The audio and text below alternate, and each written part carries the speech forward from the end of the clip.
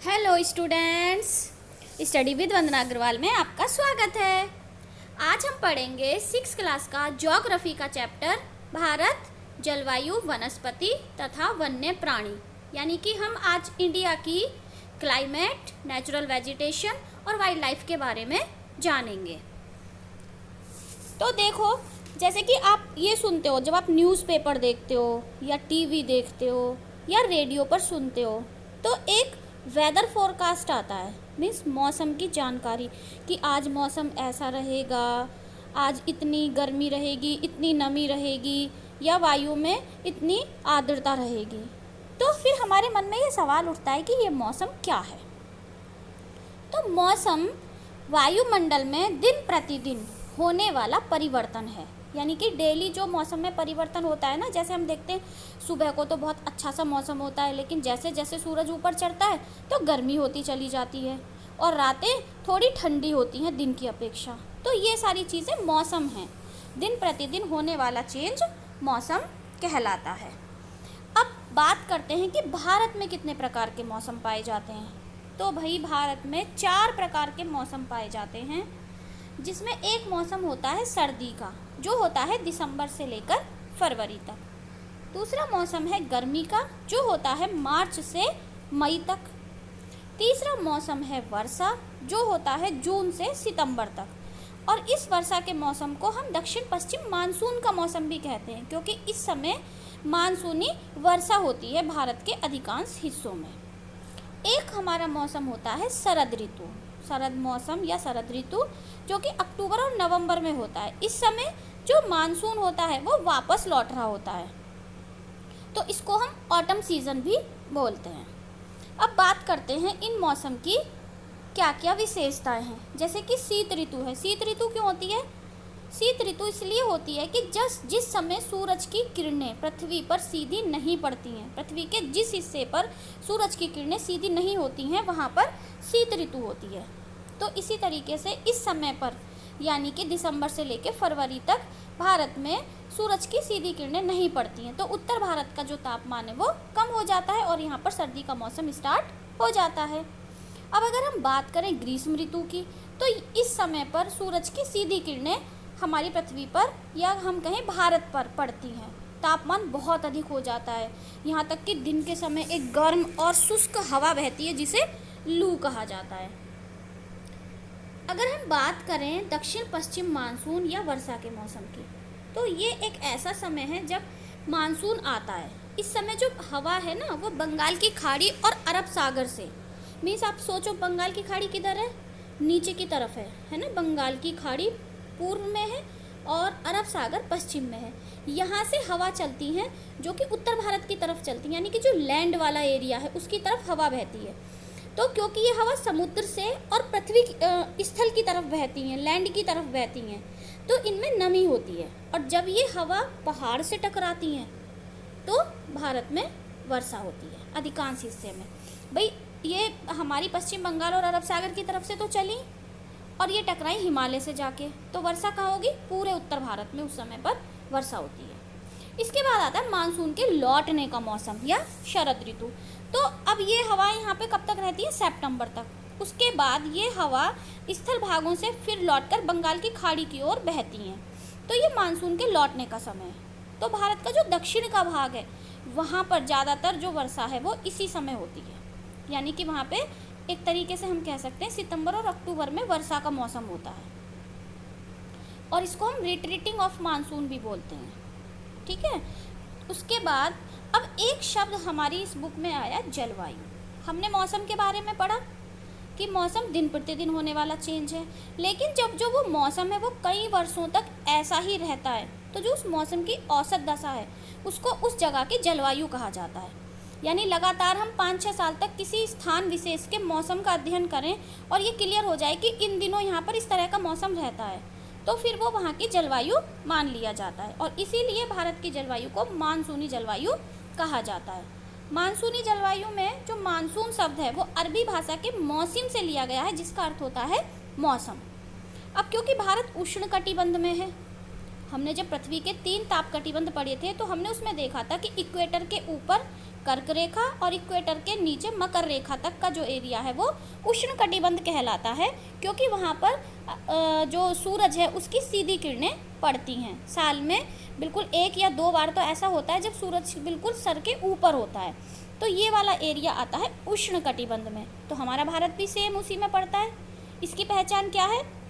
क्योंकि जो कर्क रेखा है वो भारत के बीचों बीच से होकर गुजरती है, तो मीन्स हमारा जो भारत है वो उष्ण कटिबंध क्षेत्र में आता है। तो यहाँ पे जो अधिकतर वर्षा है वो मानसूनी पवन से होती है। और भारत की जो कृषि है वो भी मानसून पर ही निर्भर करती है। अगर बारिश अच्छी हो गई तो फसल भी अच्छी हो जाती है, अन्यथा फसल हमारी खराब हो जाती है। अब जो ये जलवायु है ये कुछ चीज़ों पर निर्भर करती है। अब वो चीज़ें क्या हैं? पहली चीज़ है स्थिति, यानी कि अक्षांशीय। स्थिति का मतलब है लोकेशन, यानी वो किस अक्षांश पर निर्भर है।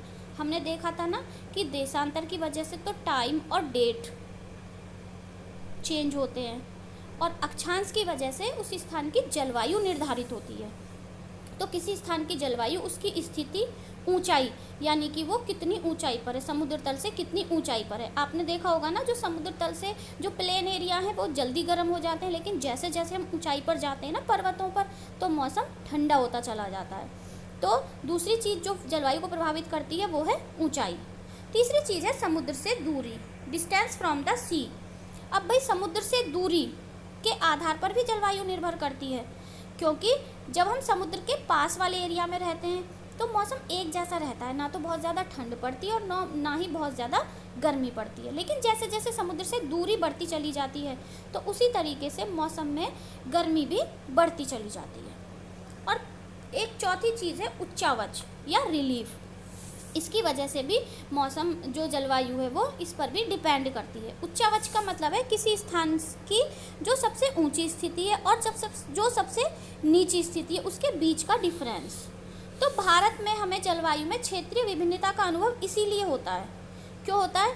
क्योंकि अगर हम राजस्थान के मरुस्थल में चले जाएं, जहाँ पर कि जैसलमेर और बीकानेर हैं, तो वो बहुत गर्म स्थान है। क्यों?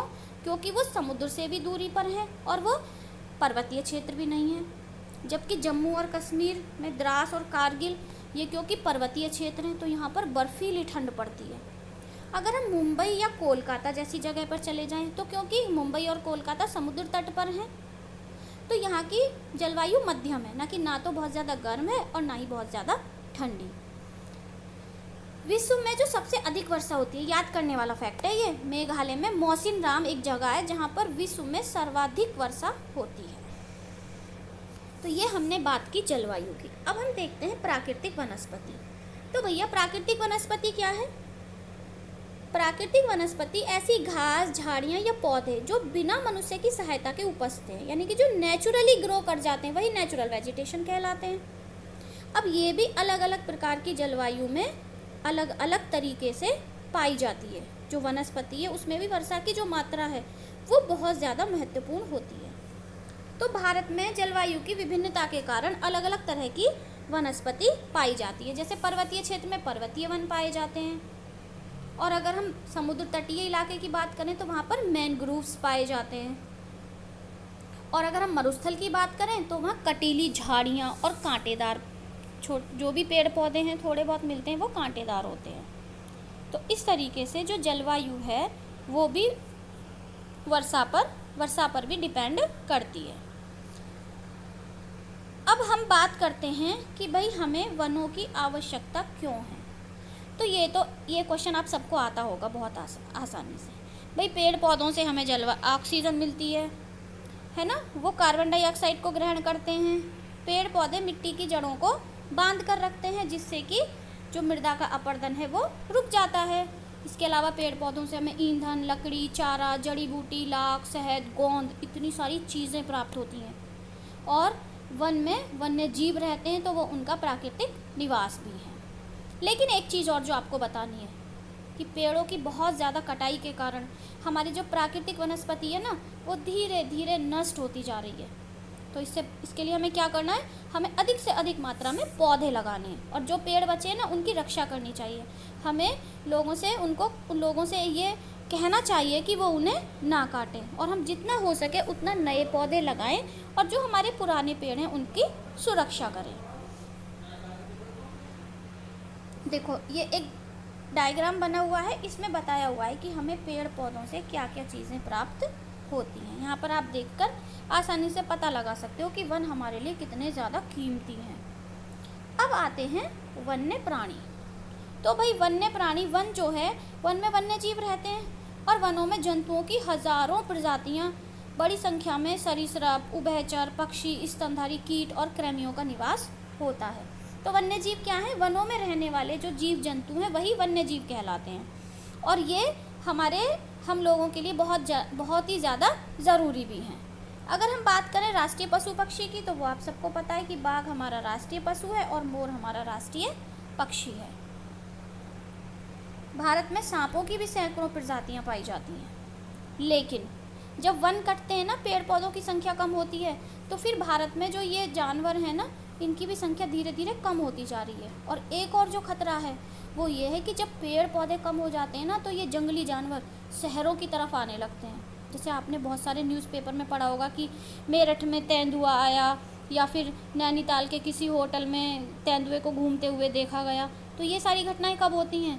जब उनको रहने के उनके प्राकृतिक आवास नहीं मिलते, तो फिर वो शहरों की तरफ चलने लगते हैं और मनुष्यों पर हमला भी करने लगते हैं और कभी कभी उन्हें मार भी डालते हैं।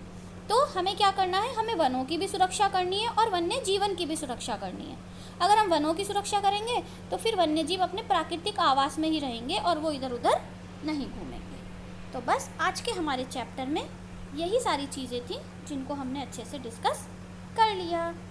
एक और चीज़ है जो आपको बतानी है, वो है कि जो अक्टूबर का फर्स्ट वीक होता है उसको हम वन्यजीव सप्ताह के रूप में मनाते हैं और इसमें हम लोगों को जागरूक करते हैं कि हम अपने वन्य जीव को कैसे संरक्षित रख सकते हैं। इसी के साथ हमारा ये चैप्टर समाप्त होता है और अब हम देख लेते हैं एक बार इसके प्रश्न उत्तर।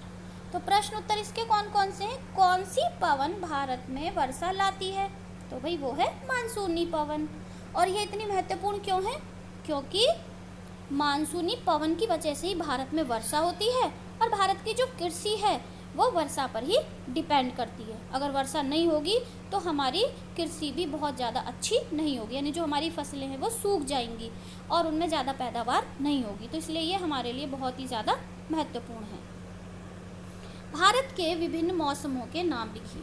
तो भाई वो 4 मौसम बताए हैं आपको, गर्मी, सर्दी, वर्षा और शरद ऋतु। प्राकृतिक वनस्पति क्या है?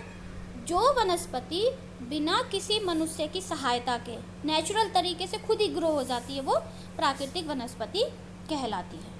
अब विश्व में सबसे अधिक वर्षा वाला क्षेत्र कौन सा है? मौसिनराम।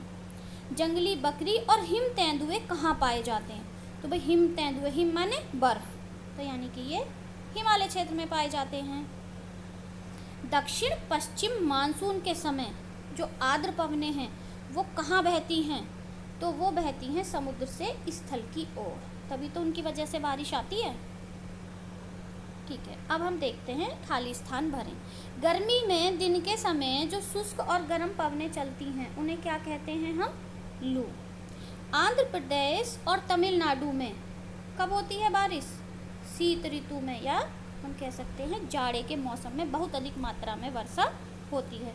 गुजरात के जो गिर वन हैं, गिर एक जगह का नाम है, वहाँ के जो वन हैं वहाँ पे शेरों का निवास है, बल्कि हम कहें तो एशियाई शेरों का निवास है। तो इस तरीके से हमारा ये चैप्टर कंप्लीट हुआ। मुझे उम्मीद है कि आपको ये बहुत अच्छे से समझ में आ गया होगा। और अगर आपको ये चैप्टर समझ में आया और ये वीडियो पसंद आया तो प्लीज़ मेरे चैनल को सब्सक्राइब करें और अपने दोस्तों के साथ ज़्यादा से ज़्यादा शेयर करें। Thank you.